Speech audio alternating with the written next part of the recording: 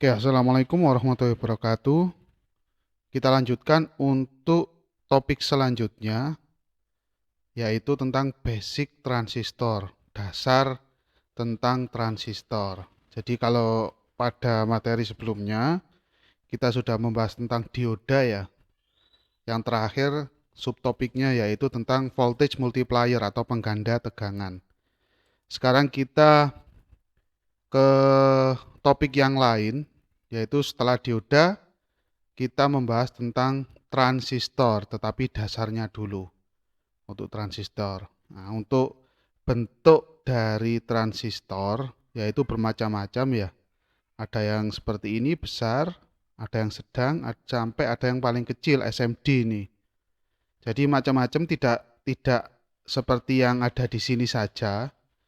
Nah, jadi banyak, ada yang lebih kecil lagi, macam-macam, tetapi fungsinya sama. Bedanya cuma di powernya saja atau dayanya yang berbeda. Jadi bentuknya macam-macam.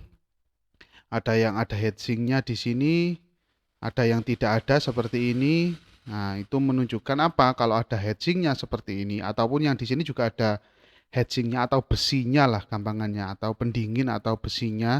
Itu biasanya kalau yang ada heatsinknya ini dia powernya besar atau cukup besar. Powernya besar di sini. Nah, semakin besar bentuk fisiknya, maka power dari transistor tersebut besar juga. Semakin kecil bentuk fisiknya seperti ini, dan bahkan ada yang di bawah yang ini ada, itu semakin kecil powernya. Jadi seperti itu. Di sini digambarkan, transistor are small electronic component with two main function. Jadi transistor ini merupakan komponen elektronik dengan dua fungsi utama. Yang pertama yaitu sebagai switch, di sini pengantar saja ya. Yang di sini yang kedua yaitu penguat sinyal. Jadi yang awalnya sinyalnya kecil atau lemah menjadi besar. Nah, itu yang sebelah kiri ya. Gambar yang sebelah kiri ada dua fungsi utama transistor yaitu sebagai switch dan penguat sinyal. Selanjutnya di sini ada animasi analogi dari kerja transistor. Jadi kalau ini kita lihat ya ada pipe atau pipa, di sini ada aliran air ya. Jadi kita umpamakan arus itu sebagai air yang mengalir di sini. Ya, aliran air. Nah, di sini awalnya tidak ada pengendalinya atau pengontrolnya. Nah, selanjutnya diumpamakan di sini dikasih disk atau lempeng di sini ya. Terus di sini dikasih pipa kecil sebagai kaki basis. Di sini nanti ada kaki yang namanya basis.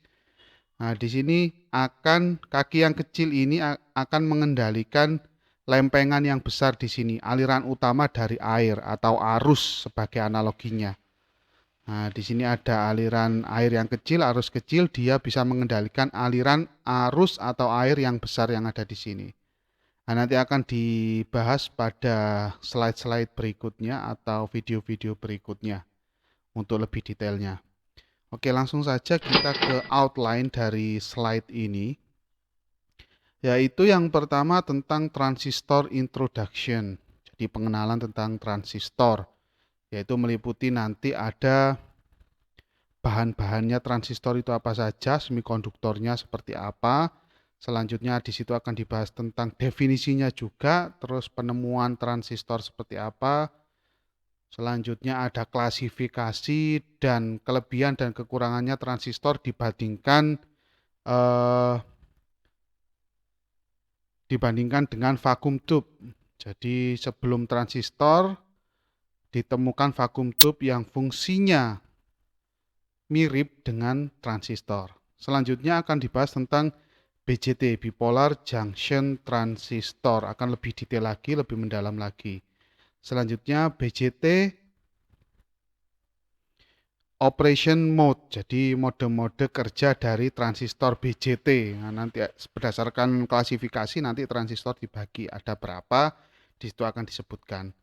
Selanjutnya akan dibahas tentang transistor NPN. Nah, baik dia bias atau unbiased ya. Jadi bias ataupun unbiased, dibias ataupun tidak dibias. Selanjutnya akan dibahas saudaranya yaitu PNP. Setelah NPN ada PNP. Nah, sama, baik dia dibias ataupun unbiased. Transistor current and voltage and terminal voltage akan dibahas arah arusnya dan terminal plus minus tegangannya dari transistor.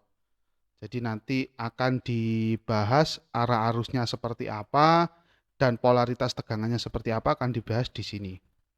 Terus konfigurasi dari transistor. Di sini dibagi akan ada 3 yaitu common base configuration, common emitter, dan common collector configuration. Jadi ada 3 konfigurasi dari transistor. Dalam pengimplementasiannya ya, dalam pengaplikasiannya ada 3 konfigurasi. Common base, common emitter, dan common collector. Selanjutnya akan dibahas limit of operation. Jadi yaitu apa itu namanya?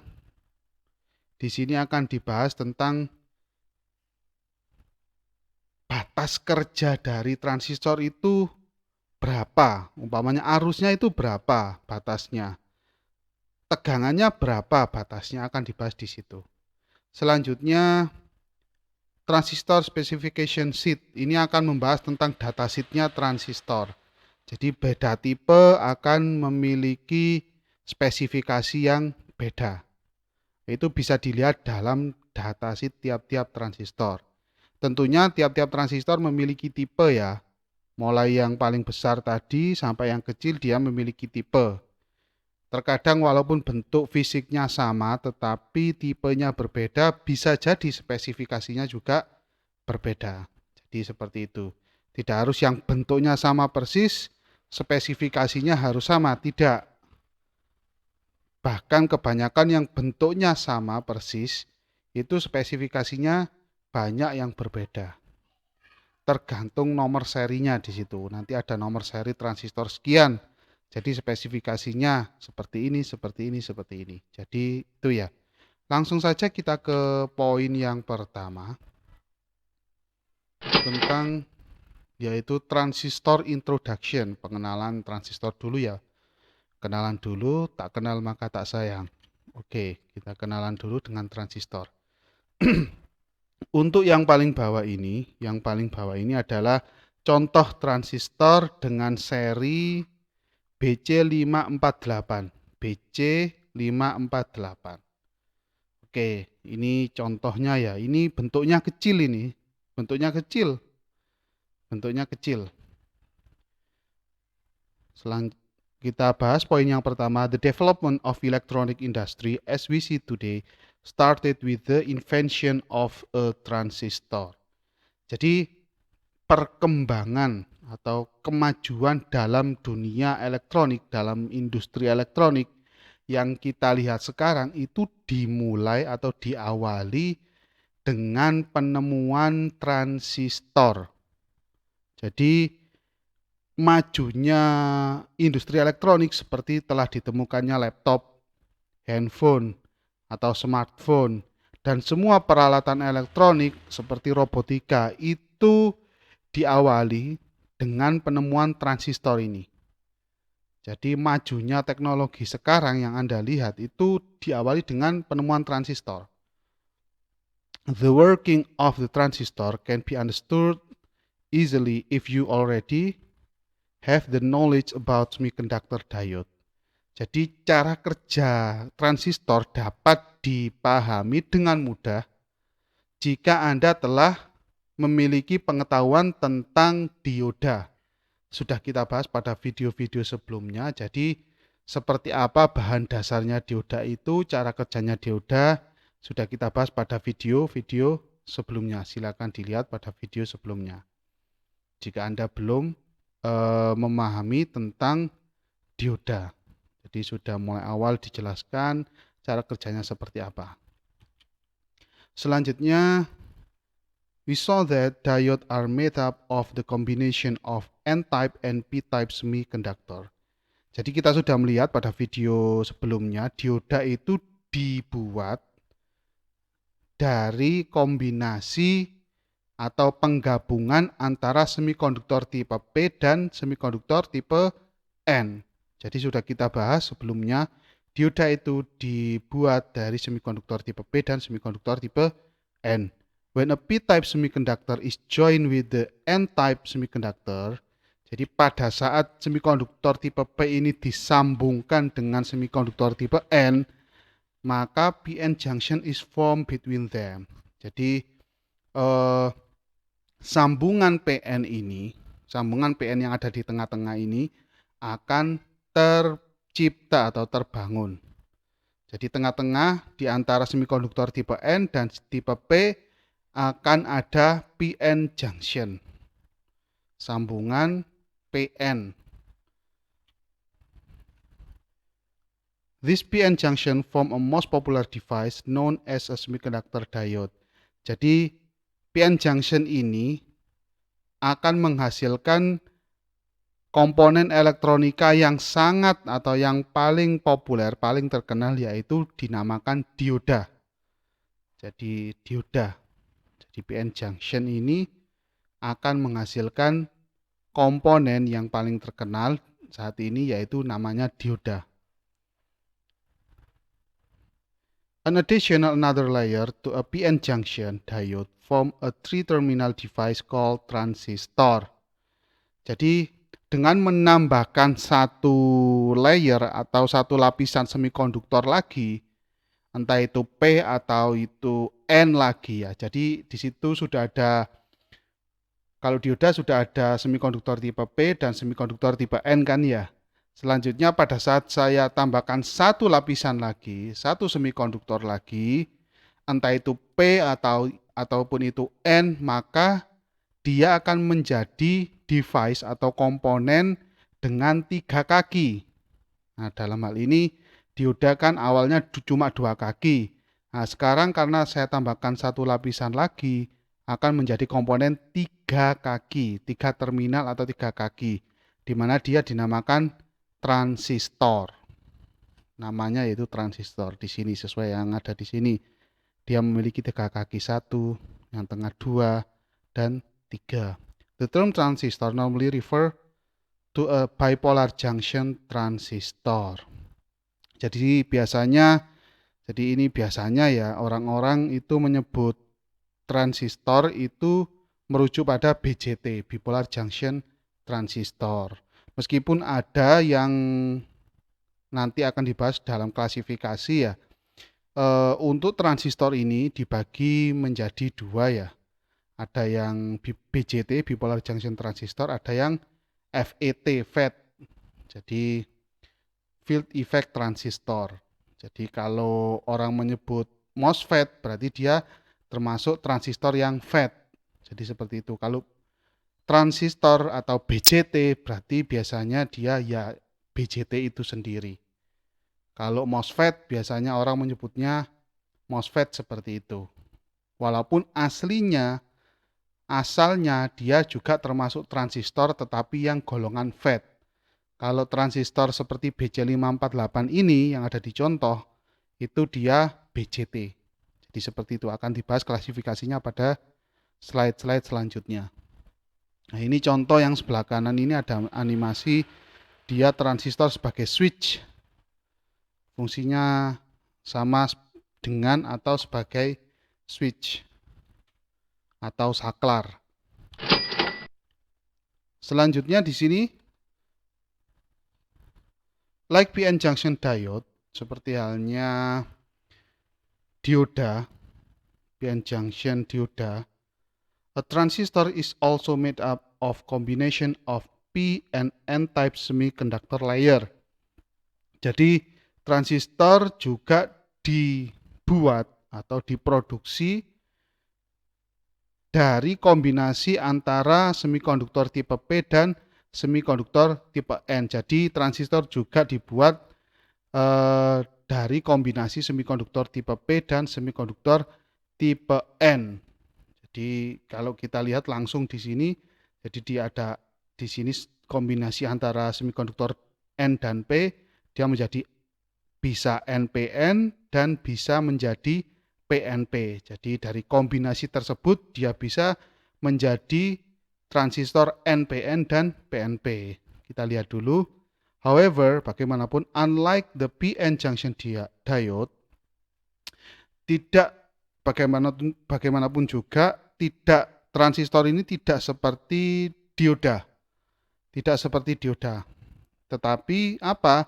The transistor contain either one p-type and two n-type semiconductor layer.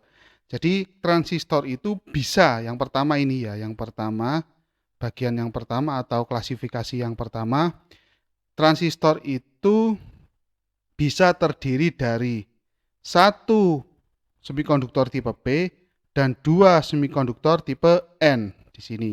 Satu semikonduktor tipe P dan di sini ada dua semikonduktor tipe N. Atau yang kedua ini ya, ini yang pertama, klasifikasi yang pertama, ini yang kedua, one n-type and two p-type semiconductor layer. Jadi satu semikonduktor tipe N dan dua semikonduktor tipe P. Satu semikonduktor tipe N dan dua semikonduktor tipe P. Nah, apa itu nanti akan disebutkan di sini. The transistor that is made up of one p-type and two n-type semiconductor layer is known as NPN transistor. Jadi transistor yang terdiri dari satu semikonduktor tipe P dan dua semikonduktor tipe N disebut transistor NPN di sini ya. Satu semikonduktor tipe P dan dua semikonduktor tipe N dinamakan transistor NPN. Selanjutnya, sementara the transistor that is made up of one n-type and two p-type semiconductor layer is known as PNP transistor. Jadi sementara itu transistor yang terbuat dari satu semikonduktor tipe N dan dua semikonduktor tipe P, dia dinamakan transistor PNP.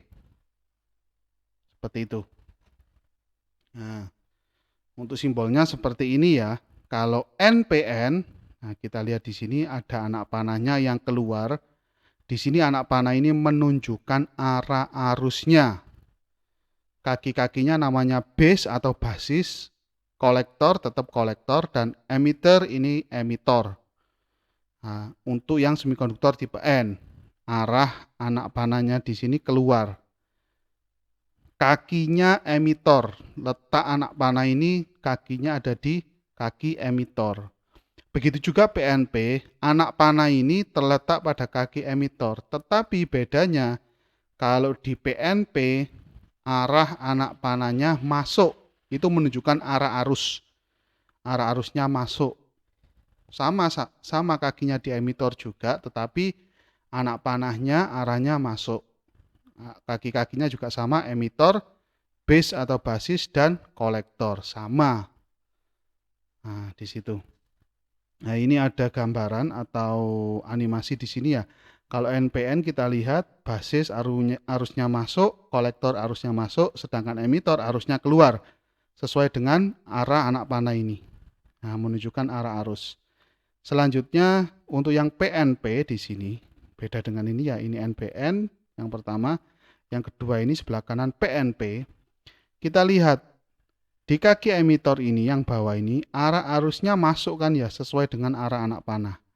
Sedangkan pada basis dan kolektor arusnya keluar, berlawanan dengan NPN. Jadi berlawanan arah arusnya. Anda lihat sendiri, Anda amati di sini. Di kaki emitor arusnya masuk, di kaki basis keluar, di kaki kolektor yang keluar juga. Itu untuk PNP. Untuk NPN di kaki basis masuk, kolektor masuk, di emitor justru keluar. Anda lihat sendiri di situ. Nah, di sini ada, nanti akan disebutkan juga ya, akan diterangkan pada video selanjutnya untuk dua gambar di bawah ini. Oke, selanjutnya ada keterangan di sini ya. Oke, kita lihat poin yang pertama. N-type and P-type semiconductor are the extrinsic semiconductor. Jadi untuk semikonduktor tipe P dan semikonduktor tipe N itu merupakan karakteristik ekstrinsik dari semikonduktor. Jadi semikonduktor itu ada karakteristik yang intrinsik Ada yang ekstrinsik. Ini yang ekstrinsik. Jadi karakteristik luarnya. Karakteristik luar dari semikonduktor. Itu ada semikonduktor tipe P dan semikonduktor tipe N. In the N-type semiconductor, pada semikonduktor tipe N yang kita bahas ini ya karakteristik ekstrinsiknya dari semikonduktor tipe N dulu. Untuk semikonduktor tipe N, free electron are the majority charge carrier. Jadi untuk semikonduktor tipe N ini elektron bebas atau free electron merupakan muatan yang mayoritas atau majority atau mayoritas. Jadi muatan yang mayoritas dari semikonduktor tipe N itu adalah elektron di sini. Kenapa? Karena di sini Anda lihat, di sini ada N-type silikon ya, dengan doping fosfor. Nah, fosfor ini memiliki pentavalen. Kemarin sudah dijelaskan pentavalen pada video-video sebelumnya. Awal-awal itu tentang atom. Jadi pentavalen fosfor ini. Jadi di sini terdapat atom creates an extra electron. Makanya dinamakan dia extra electron atau free electron. Jadi karena dia menghasilkan dengan adanya doping fosfor ini, dia akan menghasilkan elektron ekstra atau free elektron. Dia juga sebagai majority charge carrier atau majority carrier atau muatan yang mayoritas. Jadi seperti itu, elektronnya merupakan mayoritas. Dan holes are the minority charge carrier. Nah, untuk hole-nya dia merupakan muatan atau carrier atau muatan yang minoritas. Nah, maksudnya apa? Untuk semikonduktor tipe N ini jumlah elektronnya itu sangat banyak karena ada doping yang namanya pentavalen. Contohnya di sini adalah fosfor, atom fosfor di sini. Nah, dengan adanya doping ini maka akan menghasilkan ekstra elektron, elektron yang lebih ya, atau kelebihan elektron, sehingga dia disebut dengan free elektron. Jadi akan menghasilkan free elektron yang banyak sekali. Maka dia dinamakan mayoritas. Sedangkan hole-nya dia minoritas, sangat sedikit. Jumlah hole-nya sangat sedikit. Sementara pada semikonduktor tipe P, untuk semikonduktor tipe P ini ya, nah, dia didoping dengan atom trivalen. Kalau ini kita namakan yang fosfor ini pentavalen. Pentavalen berarti dengan 5 elektron valensi. Kalau ini trivalen berarti dengan 3 elektron valensi. Nah, kalau semikonduktor tipe P, holes merupakan majority carrier-nya. Jadi muatan mayoritasnya adalah holes. Kenapa? Karena untuk semikonduktor atau silikon yang kita contohkan di sini silikon, dia memiliki 4 elektron valensi. Pada saat didoping dengan boron, maka dia akan menghasilkan 1 hole di sini, extra hole. Menciptakan 1 hole. Jadi pada saat didoping, silikon murni tersebut didoping dengan boron atau atom yang memiliki trivalen, dia akan menghasilkan hole. Nah, maka dari itu dia dinamakan mayoritas carrier-nya adalah hole. Dan free elektronnya, elektron bebasnya adalah carrier yang minoritas. Jadi seperti itu. Kebalikannya, kalau semikonduktor tipe N, mayoritasnya adalah free elektron, carrier-nya adalah free elektron, minoritasnya adalah hole. Jadi kalau saya tuliskan di sini ya, kalau semikonduktor tipe N, jadi mayoritasnya adalah free elektron. Ini mayoritas, tetapi hole-nya, holes, dia minoritas. Saking banyaknya saya tulis 2 gini. Kalau semikonduktor tipe P, dia mayoritasnya adalah hole. dia mayoritas. Tetapi free elektron dia minoritas. Jadi seperti itu. Nah, dari poin yang pertama ini adalah tentang majority carrier-nya, mayoritas carrier-nya, dan minoritas carrier-nya dari semikonduktor tipe P dan N. Perlu diingat, itu merupakan karakteristik ekstrinsik dari semikonduktor, bukan intrinsik ya. Jadi seperti itu. Kalau pure silikon, di sini pure silikon, jadi dia semuanya elektron valensinya itu berikatan. Pada saat sudah didoping, maka akan berubah susunannya. Jadi seperti itu.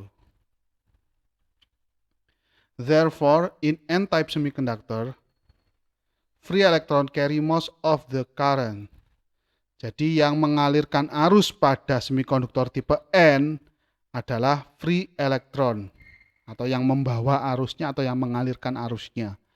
Sementara pada semikonduktor tipe P, yang membawa atau yang mengalirkan arusnya adalah hole.